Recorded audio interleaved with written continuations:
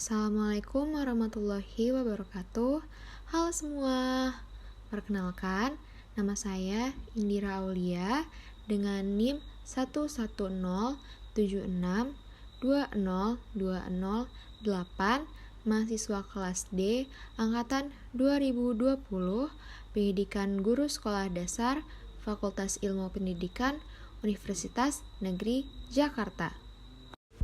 Video ini dibuat untuk memenuhi tugas akhir semester mata kuliah pengembangan kurikulum. Pada infografis ini, materi yang akan disampaikan yaitu mengenai kurikulum 1973, yaitu kurikulum yang biasa disebut juga sebagai Proyek Perintis Sekolah Pembangunan atau PSPP. Apa itu kurikulum? Kurikulum adalah seperangkat rencana dan pengaturan mengenai tujuan, isi, dan bahan pelajaran serta cara yang digunakan sebagai pedoman penyelenggaraan kegiatan pembelajaran untuk mencapai tujuan pendidikan tertentu. Latar belakang kurikulum 1973. Pada tahun 1973, pemerintah mengadakan Proyek Perintis Sekolah Pembangunan atau yang biasa disebut PSPP di seluruh IKIP negeri di Indonesia sebagai sekolah laboratorium. Rasionalnya, untuk meningkatkan mutu pendidikan, proses belajar mengajar perlu menerapkan sistem belajar tuntas dan maju berkelanjutan melalui sistem modul.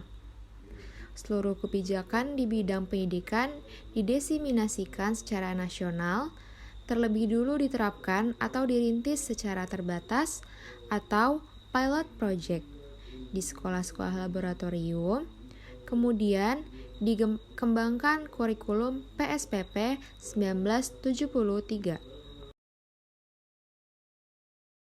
Yang berikutnya ada prinsip-prinsip kurikulum 1973. Untuk prinsip yang pertama, yaitu berorientasi pada tujuan. Dalam hal ini, pemerintah merumuskan tujuan-tujuan yang harus dikuasai oleh siswa yang lebih dikenal dengan hierarki tujuan pendidikan. Hierarki tujuan pendidikan ini meliputi tujuan pendidikan nasional, tujuan institusional, tujuan kurikuler, tujuan instruksional umum, dan tujuan instruksional khusus. Prinsip yang berikutnya yaitu menganut pendekatan integratif dalam arti bahwa setiap pelajaran memiliki arti dan peranan yang menunjang kepada tercapainya tujuan-tujuan yang lebih integratif. Prinsip yang berikutnya dipengaruhi psikologi tingkah laku yang menekankan kepada stimulus respon, rangsang jawab, dan juga drill atau latihan. Kemudian, menganut pendekatan sistem instruksional dengan prosedur pengembangan sistem instruksional atau yang dikenal dengan PPSI. Berikutnya, ada ciri-ciri dari kurikulum 1973. Untuk ciri yang pertama, yaitu bersifat nasional.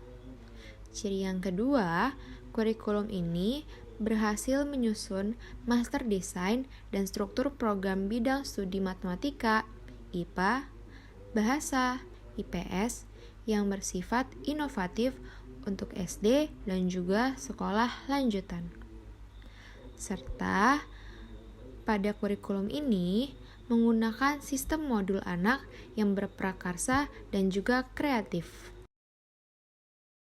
Kemudian, kita akan membahas tentang kelebihan kurikulum 1973. Untuk kelebihan yang pertama, yaitu kurikulum ini berorientasi pada tujuan. Yang kedua, kurikulum ini mengarah kepada pembentukan tingkah laku siswa.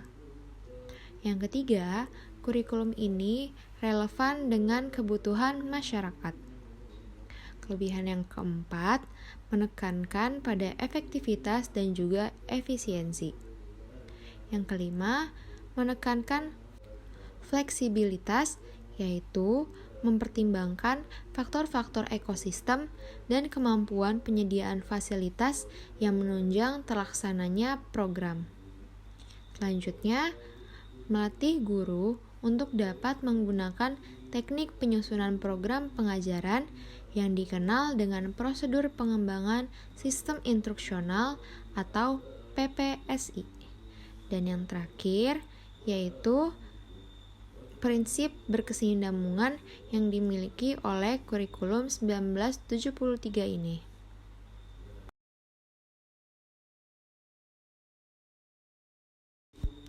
Berikutnya ada kekurangan dari kurikulum 1973.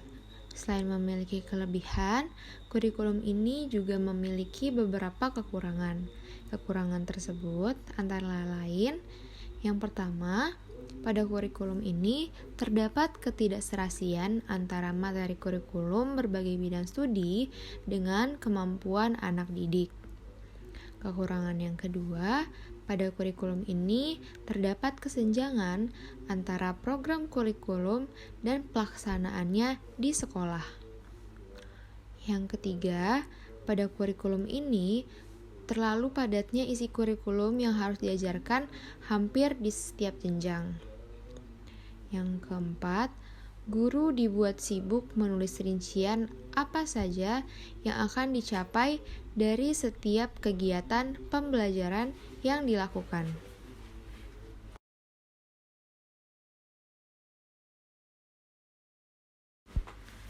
Kekurangan berikutnya yaitu pada kurikulum ini menekankan pada pencapaian tujuan pendidikan secara sentralistik sehingga kurang memberi peluang untuk berkembangnya potensi daerah.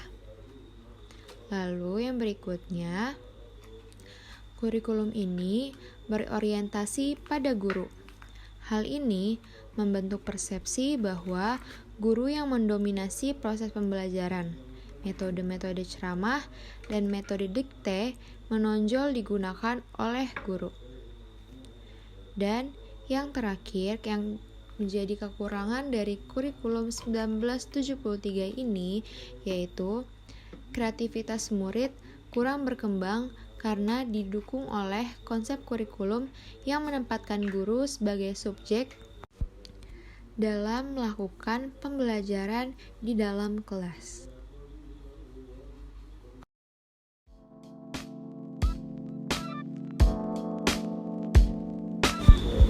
Sekian informasi yang dapat saya sampaikan.